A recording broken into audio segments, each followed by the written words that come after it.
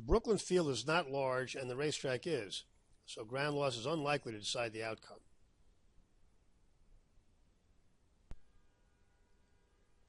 Catholic Cowboy has figures that make him a contender here, but he may be tailing off, and his last does not encourage belief in his ability to get this distance. Do You Know Something is heavily raced, but has never run fast enough to have a real shot against these.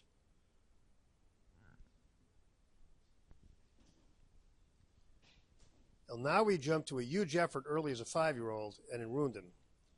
His return was good, his Dubai try was without Lasix, and we have no idea what to make of his last. If Kieran's horses are running well, this one is a big threat, but it's a guessing game.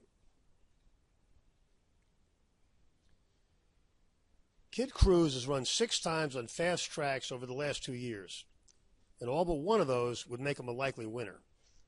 He's well rested for this, and if it doesn't rain, he's the horse to beat. Neck and Neck was very solid last year, but it hasn't been quite as good this year at age 7. This one can handle a distance for sure, but he's more likely to get into the exotics than win.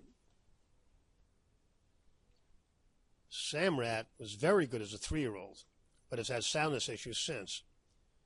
He made a nice forward move on an off-track last time, is now third off the layoff, and should be ready to run his best, which gives him a good shot.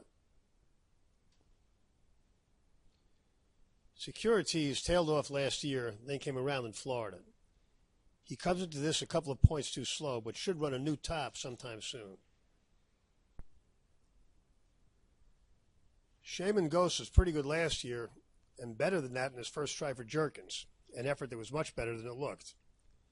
A repeat of that effort would put him in the mix here.